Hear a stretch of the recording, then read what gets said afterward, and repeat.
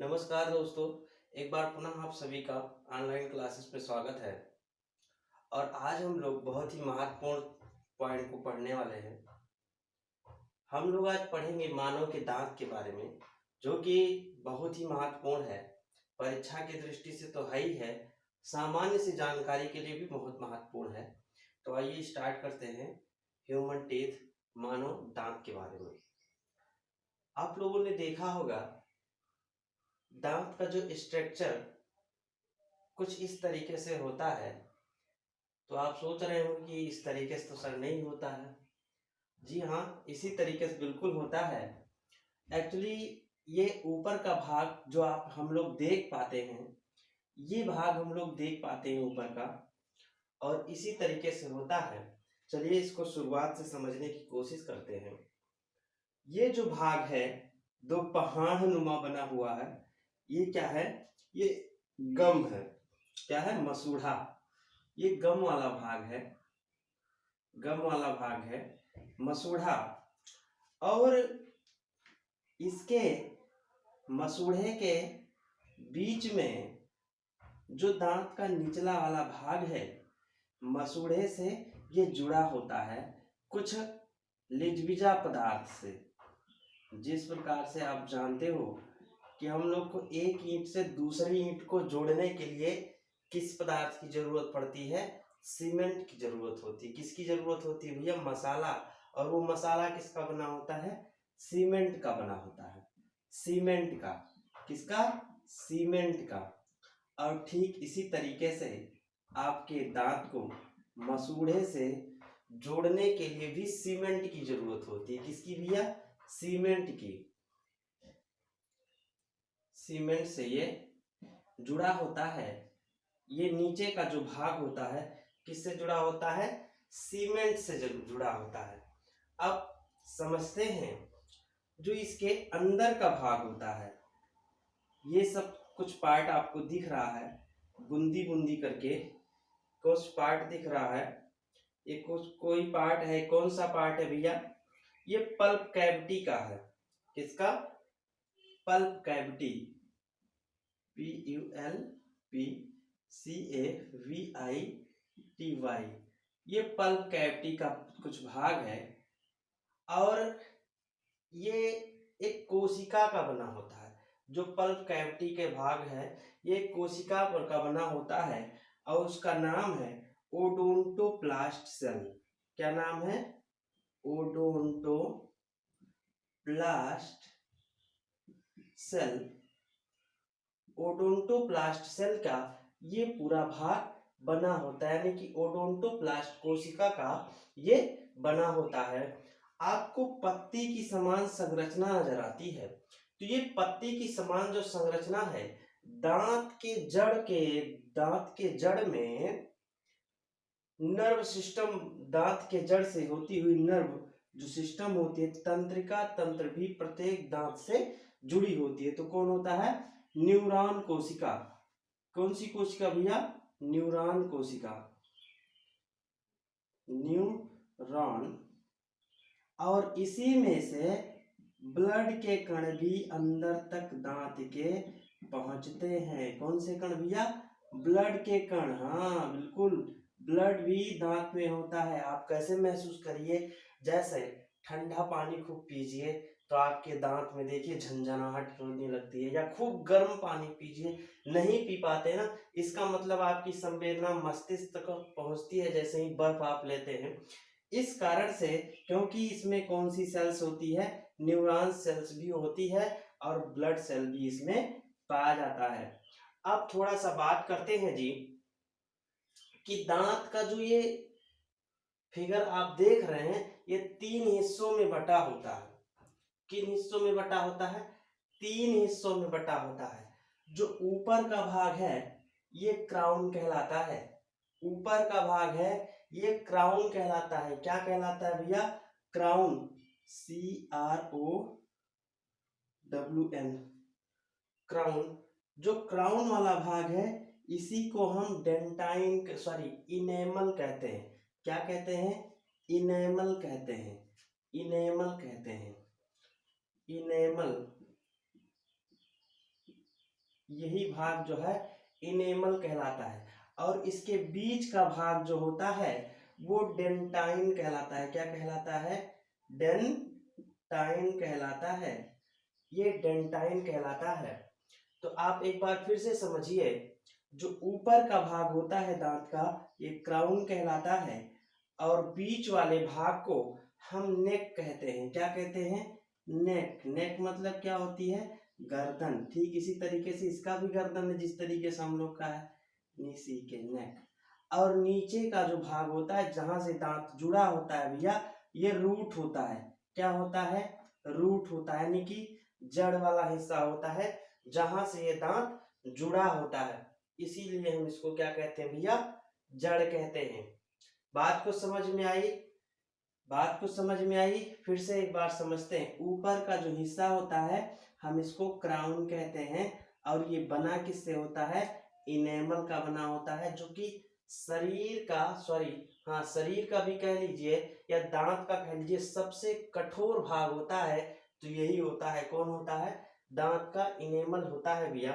कौन सा होता है? और बीच का जो हिस्सा होता है वो होता है डेंटाइन। जो ये दांत के अंदर की जो कोशिकाओं से बना होता है ये भाग, ये किस कोशिका का बना होता है? ओडोंटोप्लास्ट को सेल्स का बना होता है। किसका? ओडोंटोप्लास्ट सेल का बना होता है। और ऊपर के जो कुछ पल्प लगे होते हैं वो पल्प कैविटी होती है, और जिससे ये जुड़ा होता है मसूड़े से, दांत जिससे जुड़ा होता है उसको हम सीमेंट कहते हैं। क्या कहते हैं भैया? सीमेंट कहते हैं। बात को समझ पाए? और नीचे का भाग मसूड़ा है जिसे हम गम कहते हैं। अब आते हैं कुछ और चीजों के बारे में जानते हैं। तो जो दांत होता है भैया, इसका अध्ययन मतलब दांत का अध्ययन, तो दांत का अध्ययन क्या कहलाता है भैया? ओडोंटोलॉजी कहलाता है। क्या? ओडोंटोलॉजी।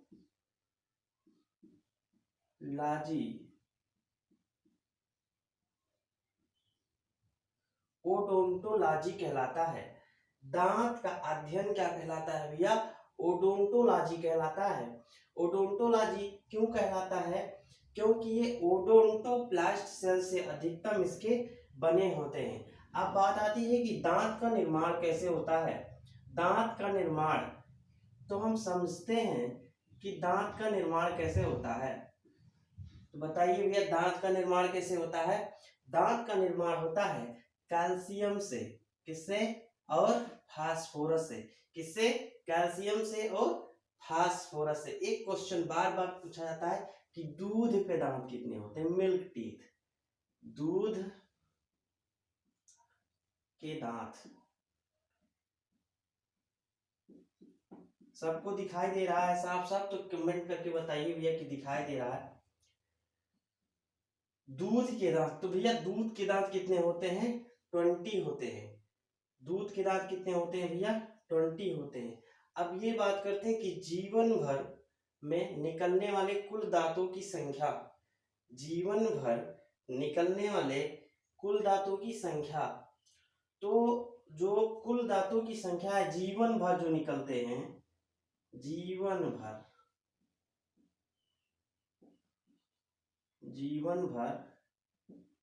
निकलने वाले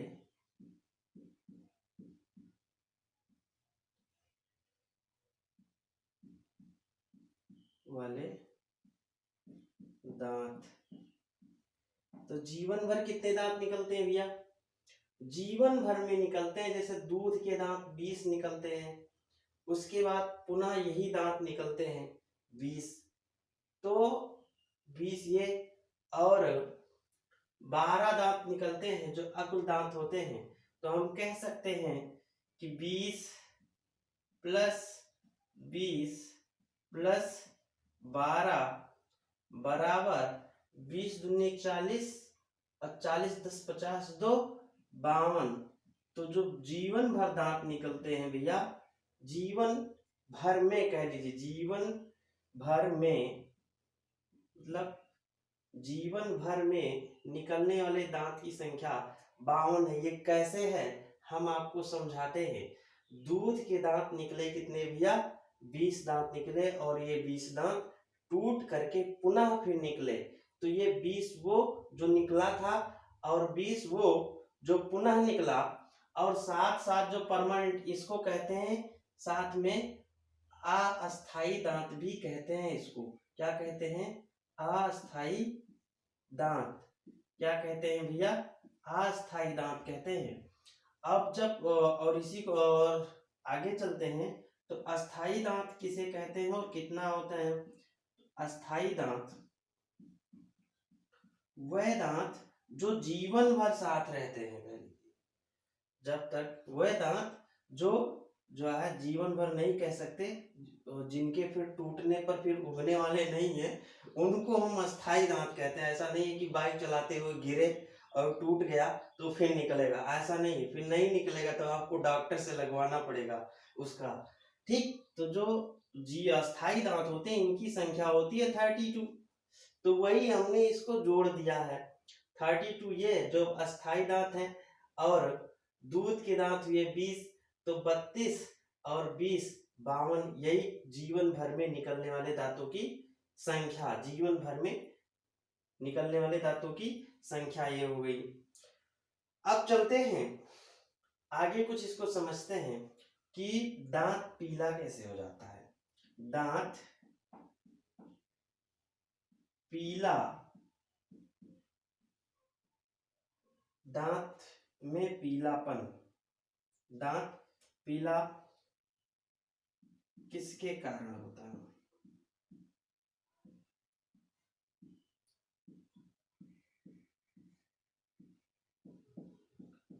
होता है। तो इसकी भी अनेक चीजें हैं। जैसे मान लीजिए आप ऐसे स्थानों पे काम कर रहे हैं जहां पर बहुत सारा धूल, मिट्टी, धुआं, ऐसे चीज है, इसके कारण भी होते हैं। धूल, मिट्टी, धुआं। लेकिन जो मेन चीज है ये ठीक से ब्रश ना करने के कारण। दूसरा, भोजन के पार्ट जब हम लोग खा करके सो जाते हैं तो जो भोजन के पार्ट मुंह में बचे होते हैं ये दांत में जो है चिपके होते हैं और ये चिपके रहते हैं। तो ठीक से ब्रश ना करने से, ठीक से ब्रश ना करने से दांत पीला होता है। किसके कारण से? इन सभी चीजों के कारण से होता है। अब बात करते हैं, कुछ इससे रिलेटिव बात करते हैं कि दांत गिरना कब शुरू होता है। दांत गिरना कब शुरू होता है?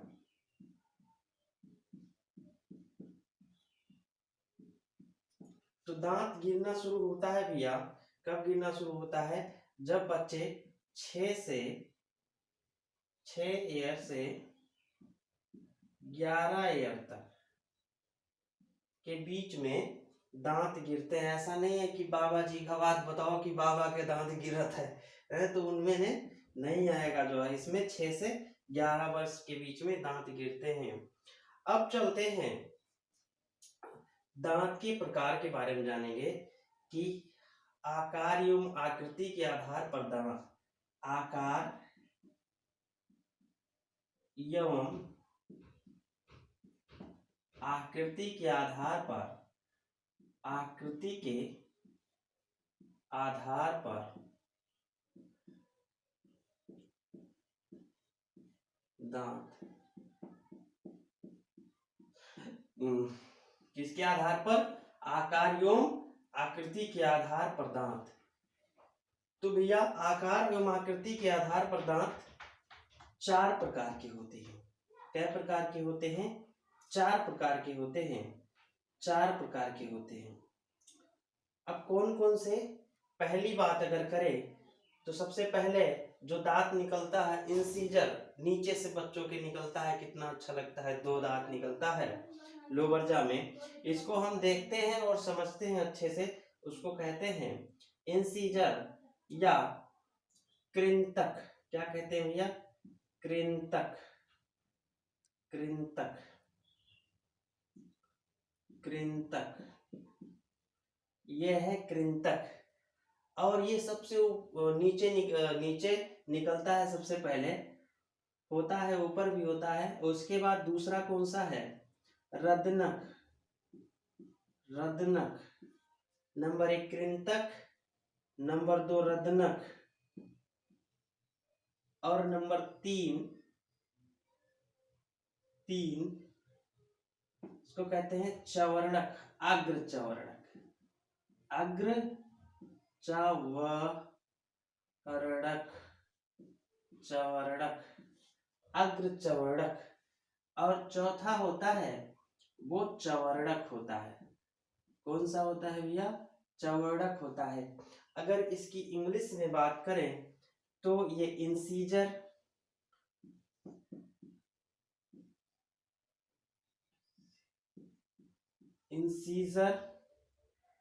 केनाइन,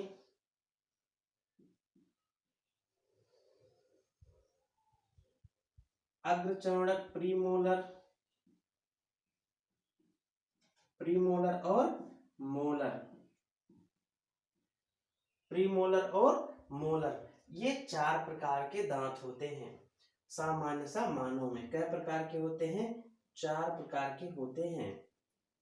ये 4 प्रकार के दांत होते हैं।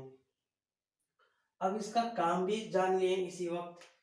इंसीजर का काम होता है बाइटिंग का। किसका?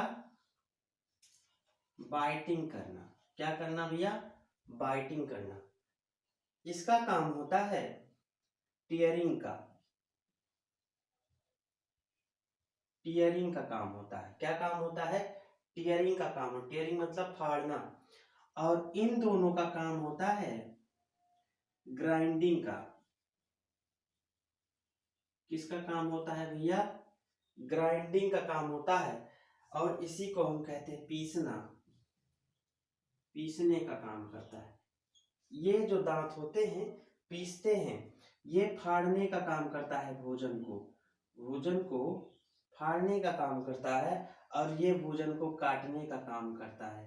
तो आपसे क्वेश्चन में पूछा जाए कि भोजन को चबाने के आधार पर या दांत आकृति आकार एवं आकृति के आधार पर जो दांत हैं कितने प्रकार से होते हैं, तो आप बताएंगे कि इसके आधार पर 4 प्रकार के होते हैं। नंबर 1 कृंतक, जो काटने का काम करता है यानी कि बाइटिंग का काम करता है भोजन को। और दूसरा रदनक, जो टेयरिंग यानी कि फाड़ने का काम करता है। और अग्र चवर्णक और पश्च चवर्णक मिलकर के क्या करते हैं भैया? ग्राइंडिंग का काम करते हैं। अब एक चीज इससे बहुत महत्वपूर्ण है जो कि बार बार पूछा जाता है कि दंत सूत्र क्या है? क्या दंत सूत्र क्या है? तो आप जान लीजिए। पहले दांतों की संख्या आपको गिननी आ जानी चाहिए, तो आप निकाल लेंगे जो है दंत सूत्र। तो जो ये कृंतक होते हैं, जो कृंतक की संख्या होती है, कृंतक यहीं पे लिखते हैं। कृंतक की संख्या जो होती है वो 8 होती है। कितनी होती है? 8 होती है। और रदनक की संख्या जो ऊपर नीचे मिला के होती है 4 होती है। और अग्र चौड़क की जो संख्या होती है ये भी 8 होती है। और चौड़क की संख्या कितनी होती है भैया? 12 होती है। कितनी होती है? 12। तो इन दांतों की संख्या कितनी होती है गिन लेते हैं कि 32 होता है कि नहीं। तो 8 और 4 12 दूना 24, 24 और 8 32। तो ये हो गई दांतों की संख्या यानी कि सही। अब आते हैं दंत फार्मूला निकालते हैं। और दंत को देखिए, इसमें 0 से 12 ईयर जो आपसे पूछा जाएगा वो आप इस पे लिखेंगे। फिर 12 ईयर से 18 ईयर, और 18 ईयर से ऊपर, ऊपर के जो होंगे उनके लिए। तो ये 3 तरीके के दंत सूत्र हैं। इसमें क्या होगा, इसमें जैसे incisor, incisor 1/1, sorry 1 minute, incisor 2/2, 2/2 और कैनाइन 1/1, प्रीमोलर, प्रीमोलर, प्रीमोलर 0.0, क्योंकि जो छोटे बच्चे होते हैं प्रीमोलर अनुपस्थित होता है, और मोलर जो होता है, मोलर की संख्या होती है 2/2। ये इतने हैं, और इसको फिर मल्टीप्लाई 2 कर देते हैं, तो 10/10 इक्वल टू 20। इतने दांत होते हैं। तो कितने होते हैं, 0 से 12 वर्ष के बच्चे में यदि दंत सूत्र हम बताएं तो उनके दांतों में कुल कितने, 20 दांत होते हैं। अब आगे चलते हैं।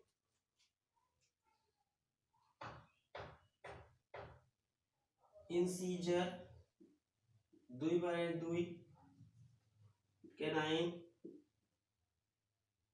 कैनाइन की जो संख्या होती है 1/1, और प्रीमोलर की जो संख्या है वो 2/2,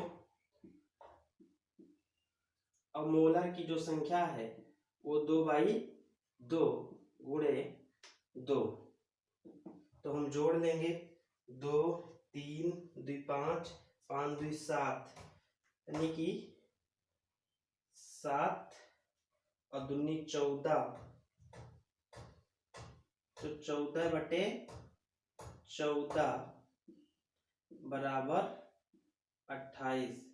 इसके दांतों की संख्या यानी कि 12 वर्ष से 18 वर्ष के बच्चों के जो बीच में वो दांतों की संख्या कितनी होती है भैया, तो 28 होती है। कितनी होती है, 28 होती है। अब चलते हैं, आप सब में निकालते हैं, या जो है जो बड़े लोग हैं उनमें निकालते हैं। तो इंसीजर 2/2, स्कैनिंग 1/1, प्रीमोलर 2/2 और मोलर 3/3। तो 2 1 3 2 5 3, 8/8 गुणे 2 बराबर 8/8, यानी कि 16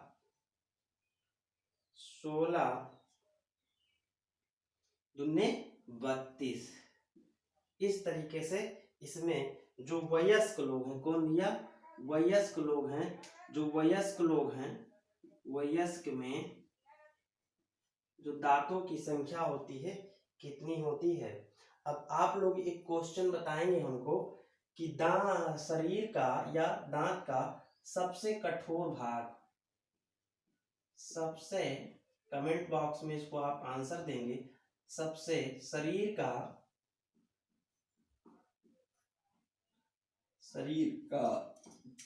सबसे कठोर भाग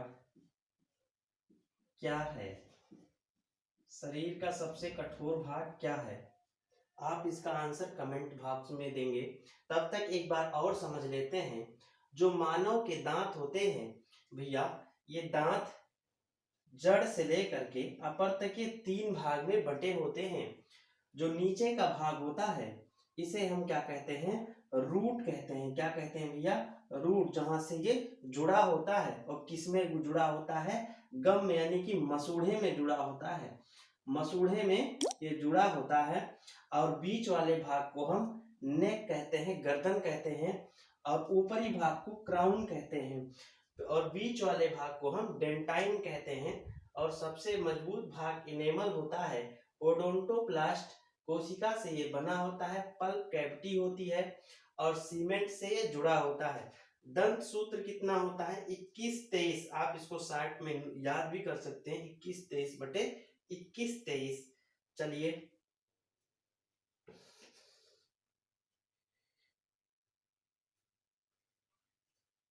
तो इसको आप ऐसे ही याद भी कर सकते हैं। इसको सामान्य से अगर देखा जाए तो इसको साइड में भी आप याद कर सकते हैं। इसको इस तरीके से दंत सूत्र को लिखने के लिए 21 0 2 बटे 21/02। ये अगर कहा जाए तो ये आप कह सकते हैं 0 से 12 वर्ष के बच्चों के जो दंत सूत्र है आप इस तरीके से इसको याद कर सकते हैं। अगर कहा जाए 12 से 18 वर्ष के तो 21 22 बटे 21/22। लेकिन यदि पूछ ले बीच में कि ये बताइए 12 से 18 वर्ष के बच्चों में मोलर की संख्या कितनी है, तो आपको उसको क्रमबद्ध याद रखना पड़ेगा कि कौन सी है। तो मोलर ये हो गया, ये लास्ट वाला प्री मोलर उसके आगे हो गया, केनाइन उसके आगे हो गया और इंसीजर उसके आगे हो गया। तो आपको इस तरीके से याद रखना पड़ेगा भैया, तभी समझ पाएंगे आप। ठीक है, तो ये बात में इसको आप इसका कमेंट बॉक्स में इसका आंसर देंगे और फिर मिलते हैं अगले वीडियो में। तब तक के लिए धन्यवाद।